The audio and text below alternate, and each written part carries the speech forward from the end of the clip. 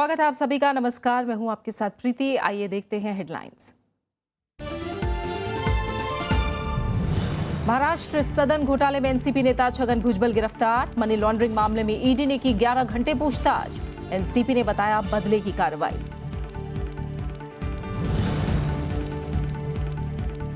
कन्हैया कुमार, उमर खालिद समेत 5 छात्रों का हो निष्कासन। यूनिवर्सिटी की उच्च स्तरीय समिति की सिफारिश। वीसी करेंगे आखिरी फैसला। जेएनयू छात्रों का संसद मार्च।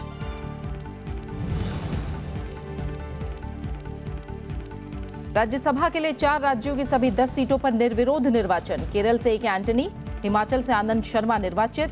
असम की 2 सीटों के लिए 21 मार्च को मतदान।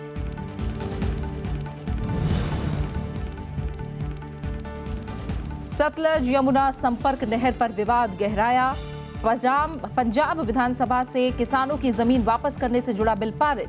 खट्टर ने बताया असंवैधानिक। सुप्रीम कोर्ट से दखल की मांग।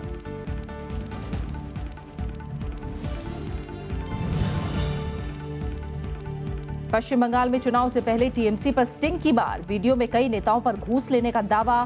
कांग्रेस, बीजेपी और लेफ्ट ने की चुनाव आयोग से शिकायत। ममता बनर्जी के इस्तीफे की मांग।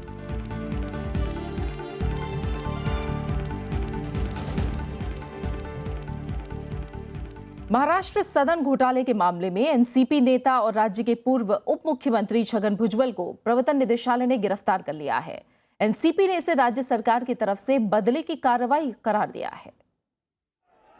प्रवर्तन निदेशालय ने करीब 11 घंटे की पूछताछ के बाद पूर्व लोक निर्माण मंत्री और एनसीपी नेता छगन भुजबल को गिरफ्तार कर लिया।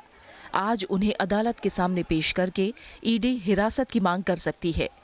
छगन भुजबल सोमवार को कड़ी सुरक्षा के बीच दिन में दक्षिण मुंबई के बलाडपीर में ईडी के कार्यालय पहुंचे।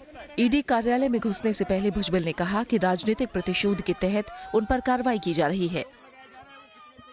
भारतीय जनता पार्टी द्वारा बदले की राजनीति के तहत भुजबल साहब पे कार्रवाई की गई है।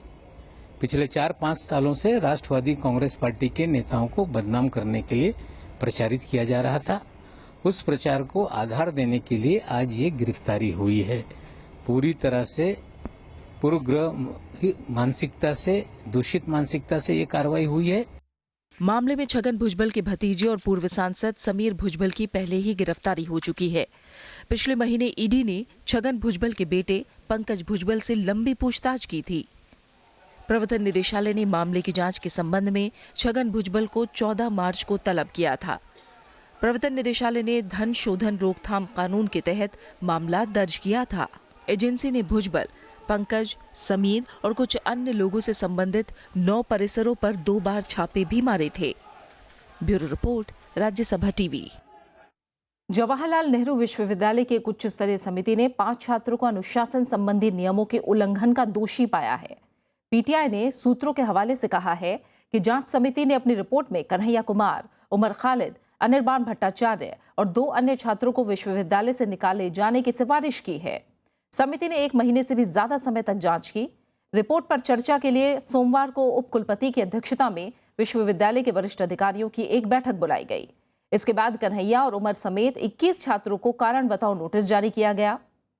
हालांकि समिति की सिफारिशों पर उप कुलपति और चीफ प्रॉक्टर विस्तृत छानबीन करने के बाद ही कोई फैसला लेंगे। जेएनयू में अफजल गुरु की फांसी के विरोध में आयोजित एक कार्यक्रम की जांच के लिए 10 फरवरी को इस समिति का गठन किया गया था। कांग्रेस ने एनडीए सरकार पर विश्वविद्यालयों से जुड़े मामलों में दखलंदाजी का आरोप लगाया है। कल ऑल इंडिया कांग्रेस कमेटी के विचार विभाग ने freedom of speech and expression seminar का आयोजन किया। इसमें पूर्व कैबिनेट मंत्री सलमान खुर्शीद, गिरिजा व्यास और पूर्व लोकसभा अध्यक्ष मीरा कुमार शामिल हुई। इन लोगों ने कहा कि केंद्र सरकार विश्वविद्यालयों से जुड़े मामलों में हस्तक्षेप करके हर मुद्दे को राजनीतिक रंग देने की कोशिश कर रही है। कांग्रेस ने इस बात पर जोर दिया कि सरकार को इन मुद्दों से दूर रहना चाहिए। कई जगह पर ऐसी पार्टियां आज सत्ता में हैं और आज जो हमारे जीवन के निर्णय ले रही हैं, समाज के निर्णय ले रही हैं, जहां पर बार-बार ये प्रश्न चिन्ह जहां से उठते हैं कि लोकतांत्रिक प्रणाली में उनको विश्वास है कि नहीं। राज्यसभा के लिए असम, नागालैंड, हिमाचल प्रदेश, केरल और पंजाब की 12 सीटों में से 10 पर निर्विरोध निर्वाचन हुआ है, जबकि असम की 2 सीटों के लिए 21 मार्च को मतदान होगा। केरल से कांग्रेस के वरिष्ठ नेता और पूर्व रक्षा मंत्री ए के एंटनी निर्विरोध निर्वाचित हुए हैं। साथ ही जेडीयू के प्रदेश अध्यक्ष MP वीरेंद्र कुमार और CPM नेता KS सोम प्रसाद भी निर्वाचित घोषित कर दिए गए हैं। वहीं पंजाब की सभी 5 सीटों के नतीजों का ऐलान हो गया। शिरोमणि अकाली दल के सुखदेव सिंह ढींढसा और नरेश गुजराल, कांग्रेस के प्रताप सिंह बाजवा और शमशेर सिंह दूलो, तो बीजेपी उम्मीदवार श्वेत मलिक निर्विरोध चुन लिए गए हैं। जबकि हिमाचल प्रदेश की एक सीट के लिए कांग्रेस नेता आनंद शर्मा निर्वाचित घोषित किए गए हैं। तो नागालैंड से NPF की अगुवाई वाली नागालैंड लोकतांत्रिक गठबंधन के उम्मीदवार KG केनिये भी निर्विरोध चुन लिए गए हैं। पंजाब और हरियाणा के बीच जल बंटवारे पर विवाद गहरा गया है। पंजाब विधानसभा ने सोमवार को विवादास्पद सतलुज यमुना संपर्क नहर के निर्माण के खिलाफ एक विधेयक पारित कर दिया, जिसके कुछ ही घंटे बाद हरियाणा विधानसभा ने पड़ोसी राज्य के कदम को असंवैधानिक बताते हुए एक प्रस्ताव पेश किया। पंजाब विधानसभा ने सोमवार को सतलुज यमुना लिंक नहर यानी SYL के निर्माण के खिलाफ ध्वनिमत से मालिकाना हक हस्तांतरण विधेयक पारित कर दिया। इसके तहत SYL निर्माण के लिए अधिग्रहित जमीन उसके मालिकों को वापस कर दी जाएगी। पंजाब सरकार का ये कदम हरियाणा को नदी जल बंटवारे के तहत पानी न देने की कोशिश माना जा रहा है। किसी का जुबान तो बंद नहीं कर सकते, लेकिन गल है कि साढ़े को पानी है नहीं। कोई भावें आप देख लें भी पानी की कितनी शॉर्टेज है, ये तो फिर बिल्कुल रेगिस्तान बन चुका है। इधर हरियाणा सरकार ने पंजाब विधानसभा के प्रस्ताव को असंवैधानिक बताया है। राज्य बीजेपी ने कहा है कि इससे टकराव बढ़ेगा।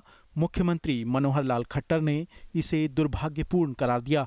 विपक्षी दल कांग्रेस इस मसले पर राज्य और केंद्र सरकार की मंशा पर सवाल खड़े कर रही है।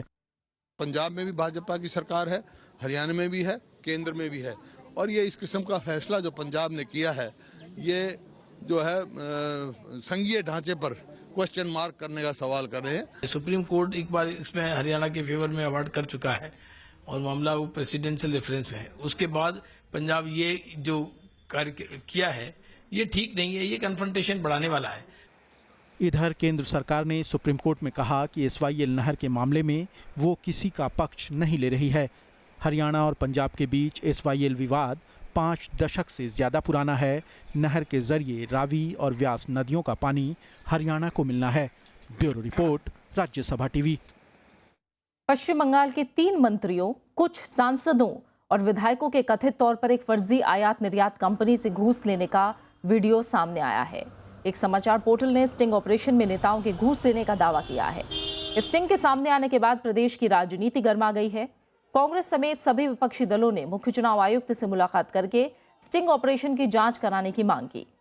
CPM ने राज्य में राष्ट्रपति शासन लगाने की मांग कर दी, तो बीजेपी ने मुख्यमंत्री ममता बनर्जी का इस्तीफा मांगा है, जबकि TMC ने वीडियो टेप को छेड़छाड़ किया गया करार देते हुए तमाम आरोपों को खारिज कर दिया है। इस बीच चुनाव आयोग ने ममता बनर्जी सरकार की उपलब्धियां दर्शाने वाले सभी होर्डिंग्स और बैनर्स को तुरंत हटाने का आदेश दिया है। मुख्य चुनाव आयुक्त ने पश्चिम बंगाल में स्वतंत्र और निष्पक्ष चुनाव कराने का भरोसा भी दिया। Legal action, legal steps against those people. Those people have published those videos. It is an absolutely doctored video. It is a conspiracy against a political party, against Trinamool Congress, just at the eve of the election. Why are you shying away from asking for an investigation? If the tapes are doctored, the investigation will prove. If CPM is involved, the investigation will prove. Why are you running away? Supreme court ने central adoption resource यानी CARA से विदेशियों के बच्चे गोद लेने संबंधित दिशा निर्देश तैयार करने के लिए कहा है। चीफ जस्टिस TS ठाकुर की अध्यक्षता वाली पीठ ने CARA को इसके लिए 3 महीने का समय दिया है।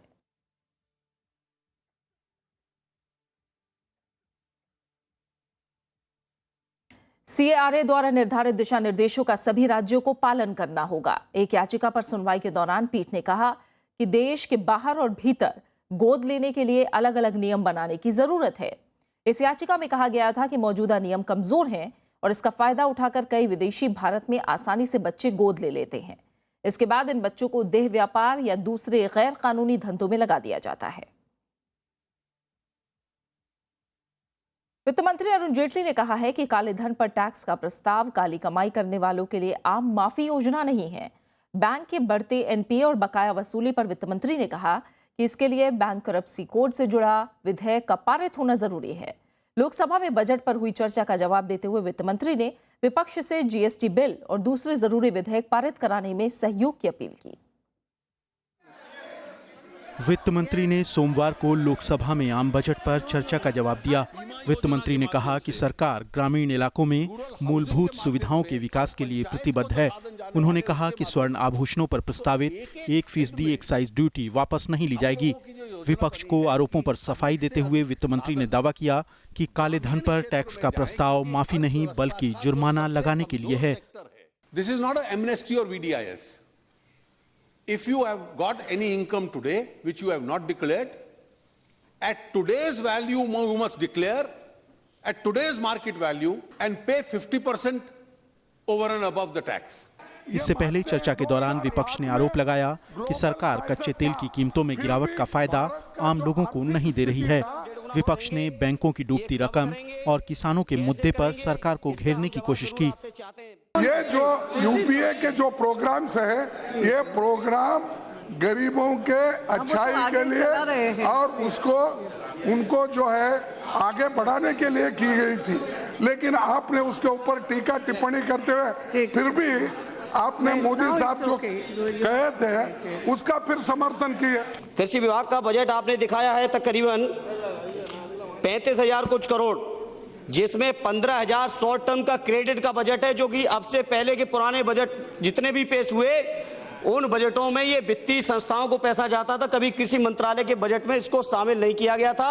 उसको बढ़ा के आप आंकड़ों की जादूगरी करने का प्रयास कर रहे हैं। चर्चा के बाद लोकसभा ने साल 2016-17 की अनुदान मांगों को मंजूरी दे दी। प्रणव गोस्वामी, राज्यसभा टीवी।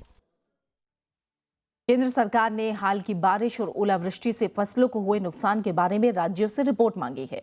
कल लोकसभा में कृषि मंत्री राधामोहन सिंह ने कहा कि रिपोर्ट मिलने के बाद राज्यों को मदद दी जाएगी। इससे पहले कांग्रेस उपाध्यक्ष राहुल गांधी ने फसल नुकसान का जायजा लेने के लिए पीड़ित राज्यों में केंद्रीय टीम भेजने की मांग की। बेमौसम बारिश और ओले गिरने से फसलों की बर्बादी और किसानों के नुकसान का मुद्दा लोकसभा में उठा। राहुल गांधी ने किसानों को तुरंत मदद देने की मांग की।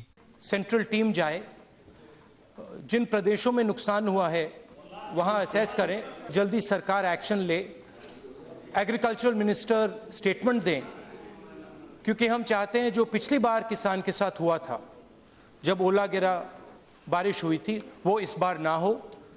कृषि मंत्री राधामोहन सिंह ने भरोसा दिलाया कि उत्तर भारत में बेमौसम बारिश और ओलावृष्टि से फसलों को हुए नुकसान की भरपाई के लिए केंद्र सरकार किसानों की हर मुमकिन मदद करेगी। लगातार संपर्क में भी हैं कि राज्यों से एक विवरण आ जाए कि कौन इलाका कितना नुकसान। हमारी टीम तैयार बैठी हुई है, लेकिन जो हमको विवरण मिलेगा तुरंत हमारी टीम जाएगी और जो भी सहायता होगी राज्यों को उपलब्ध कराया जाएगा। उत्तर भारत के मैदानी इलाकों में किसान खरीफ की फसलों के नुकसान से उभरे भी नहीं थे कि बेमौसम बारिश ने रबी की बेहतर फसल की उम्मीदों पर पानी फेर दिया। पंजाब, हरियाणा और उत्तर प्रदेश में सबसे ज्यादा असर खेतों में खड़ी गेहूं और सरसों की फसलों पर पड़ा है। मध्य प्रदेश में दलहन और खासकर चने की फसल ज्यादा खराब हुई है। सारा खेती बर्बाद हो रही है। सरकार से निवेदन है कि हमारा सारा मुआवजा दे सारी फसल का नुकसान से। मध्य प्रदेश सरकार ने किसानों को 15,000 रुपए प्रति हेक्टेयर की दर से मुआवजा देने की बात कही है। मैंने पहले भी घोषित किया है 15,000 रुपए प्रति हेक्टेयर की दर से राहत की राशि देंगे। उसके अतिरिक्त ऋण वसूली उनकी स्थगित करेंगे। अगले साल भी 0% ब्याज पर कर्जा देंगे। बेमौसम बारिश से गेहूं और दूसरे अनाज की गुणवत्ता और पैदावार पर असर पड़ने की आशंका जताई जा रही है। इसके चलते अनाज मंडियों में इनकी आवक में देरी होगी और किसानों को वाजिब दाम मिलने में मुश्किल आएगी। प्रणव गोस्वामी, राज्यसभा टीवी। सामाजिक और जाति आधार पर आरक्षण की मौजूदा व्यवस्था बनी रहेगी। कल राज्यसभा में विपक्ष की तरफ से मामला उठाए जाने पर वित्त मंत्री अरुण जेटली ने यह स्पष्टीकरण दिया। समाजवादी पार्टी और बीएसपी ने आरक्षण पर आरएसएस के बयान की निंदा भी की। संपन्न वर्गों को आरक्षण नहीं देने संबंधी आरएसएस के बयान का मामला सोमवार को राज्यसभा में उठा। सदन के नेता अरुण जेटली ने कहा कि आरक्षण की मौजूदा व्यवस्था में किसी तरह का बदलाव नहीं होगा। आप चिंता मत कीजिए, जहां तक सरकार की स्पष्ट नीति है कि आरक्षण की मौजूदा व्यवस्था बनी रहेगी, हर हालत में बनी रहेगी। और जिस प्रस्ताव की आप जिक्र कर रहे हैं, उस प्रस्ताव ने भी वो नहीं कहा जो आप कहने का प्रयास कर रहे हैं। शून्यकाल के दौरान समाजवादी पार्टी के रामगोपाल यादव और बीएसपी की मायावती ने ये मामला उठाया। रामगोपाल यादव ने आरोप लगाया कि आरक्षण की वर्तमान व्यवस्था को खत्म करने की साजिश हो रही है। मायावती ने कहा कि आरएसएस अब आर्थिक आधार पर आरक्षण की मांग कर रहा है। आरक्षण को समाप्त करने के लिए एक सुझाव दिया गया, उसका रिप्लाई मिनिस्टर ने बोला है। ये इस आरक्षण को समाप्त करने की साजिश है सरकार को।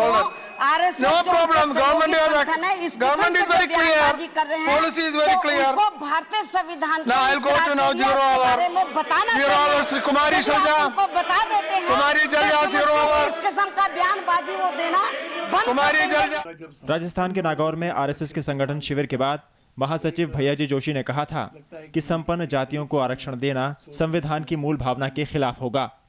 जो संपन्न है, जिन्होंने तो अधिकार छोड़ने चाहिए, समाज के दुर्बल वर्ग की सहायता करनी चाहिए, उसके स्थान पर अपने लिए आरक्षण मांगना, मैं समझता हूँ कि अंबेडकर जी के संविधान के द्वारा दिए हुए जो अधिकार है, उसके संदर्भ में सोच की कमी है। पिछले साल बिहार विधानसभा चुनाव से पहले भी आरएसएस प्रमुख मोहन भागवत ने आरक्षण व्यवस्था की समीक्षा की बात कही थी। उन्होंने इसके लिए एक गैर राजनीतिक समिति बनाने की भी बात कही थी। राजनीतिक दलों ने इस बयान का व्यापक विरोध किया था। रविंद्र सिंह शुरान, राज्यसभा टीवी। खबर जारी है, एक छोटे से ब्रेक के लिए रुक रहे हैं।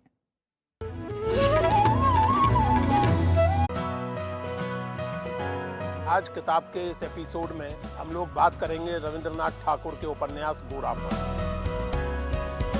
मुझे गोरा इसीलिए बहुत दिलचस्प लगता रहा है और बहुत महत्वपूर्ण कि वो एक यात्रा को कथ्य बनाता है, एक विवेक की यात्रा को, अंतर्चेतना की यात्रा को। मैंने जब इसे पढ़ा तो मैं समझती हूँ कि निवेशी काल का सबसे अंतर्भेदी उपन्यास है। गुरुदेव रविंद्रनाथ टैगोर के उपन्यास गोरा पर मशहूर लेखिका मृदुला गर्ग से खास बातचीत।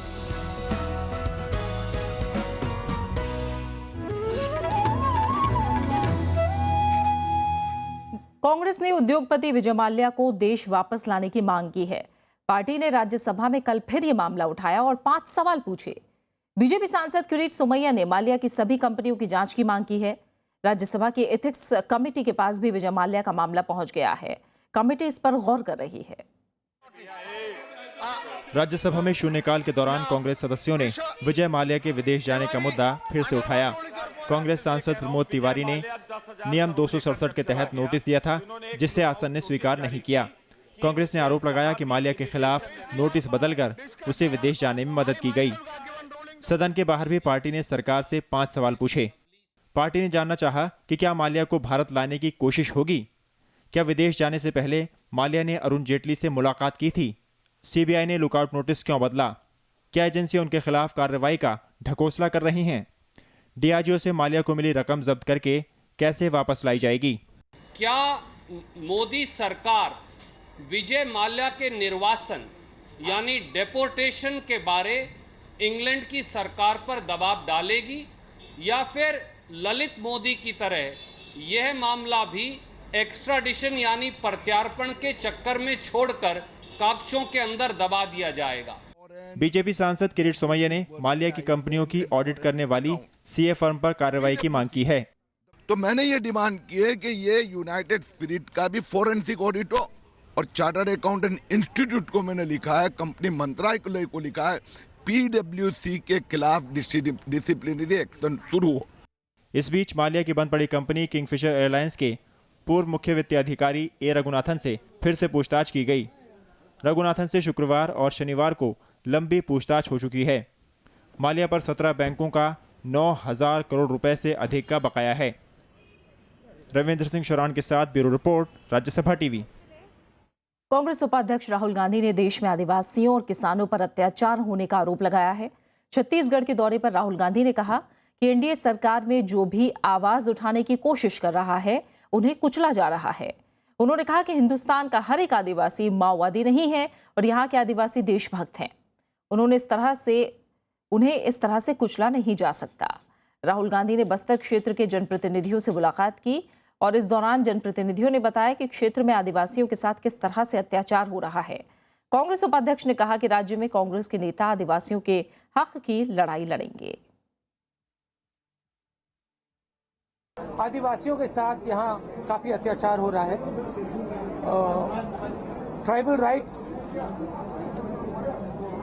राइट्स और जो हमारा ट्राइबल बिल था उस पे एक प्रकार से सरकार का आक्रमण हो रहा है, तो उसके बारे में कांग्रेस पार्टी काफी चिंतित है। मैं चिंतित हूँ और हमारे यहाँ पे जो नेता हैं वो लड़ाई लड़ेंगे, आदिवासियों की लड़ाई लड़ेंगे। केंद्र सरकार ने इशरत जहां एनकाउंटर के मामले से जुड़ी फाइलों के गुम होने के मामले की जांच शुरू कर दी है। इस मामले में एक सदस्यीय जांच समिति बनाई गई है।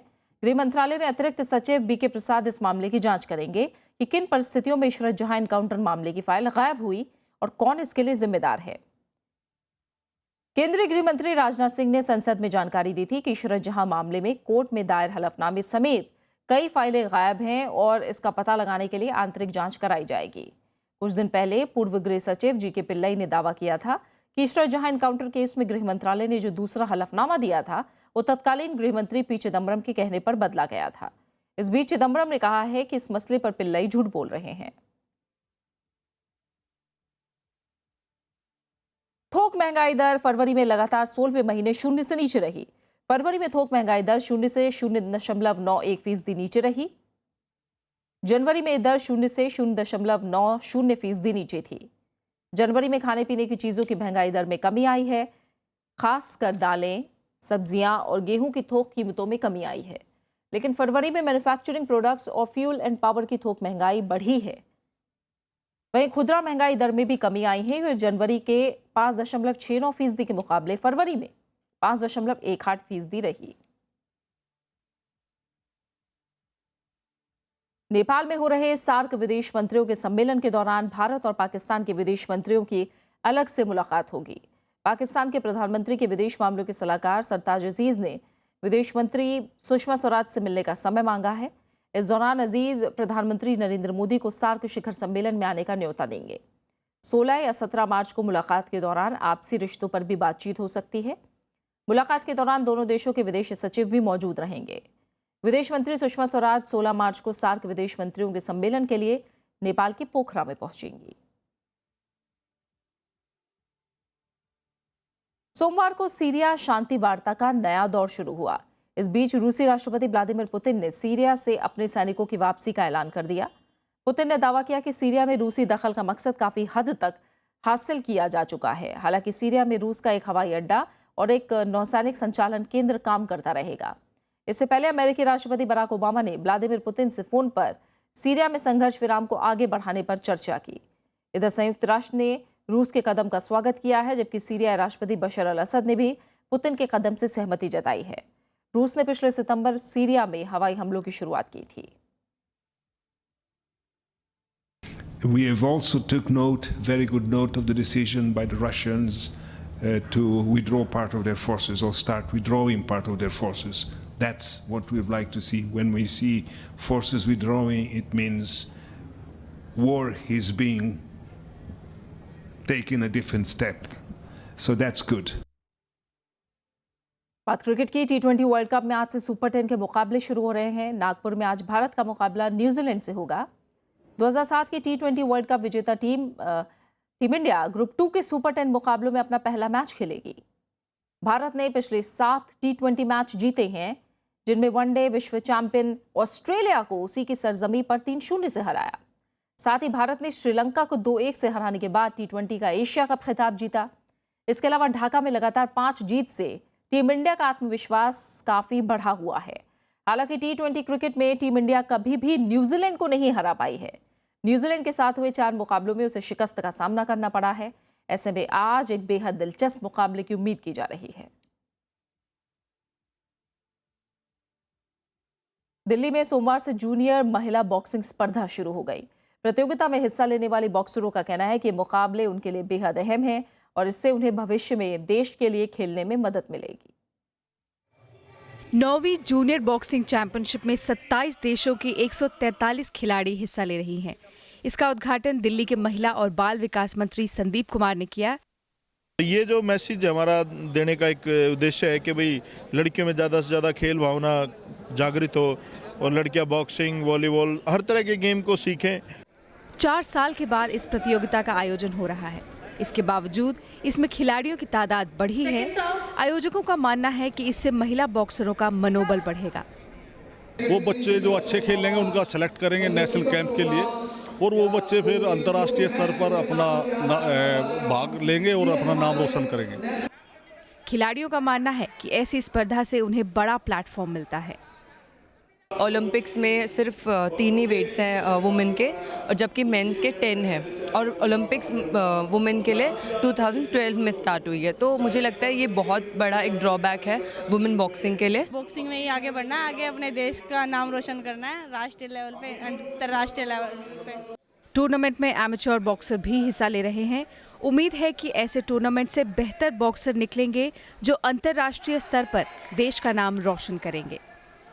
स्मृति रस्तोगी, राज्यसभा टीवी। राष्ट्रपति प्रणब मुखर्जी ने कल विश्वविद्यालयों और प्रोफेसरों को विजिटर्स अवार्ड 2016 से सम्मानित किया।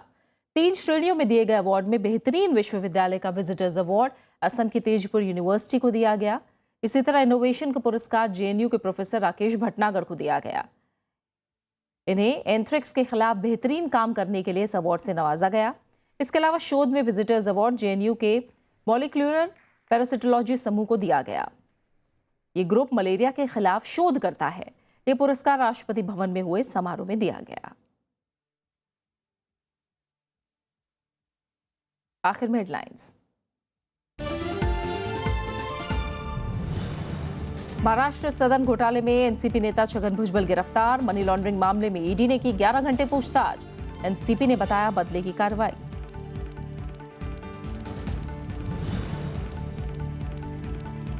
कन्हैया कुमार, उमर खालिद समेत 5 छात्रों का हो निष्कासन। यूनिवर्सिटी की उच्च स्तरीय समिति की सिफारिश। वीसी करेंगे आखिरी फैसला। जेएनयू छात्रों का संसद मार्च।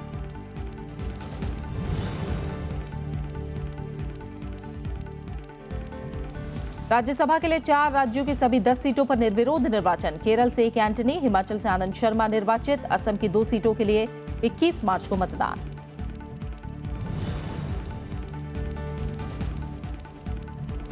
सतलुज यमुना संपर्क नहर पर विवाद गहराया। पंजाब विधानसभा से किसानों की जमीन वापस करने से जुड़ा बिल पारित। खट्टर ने बताया असंवैधानिक। सुप्रीम कोर्ट से दखल की मांग।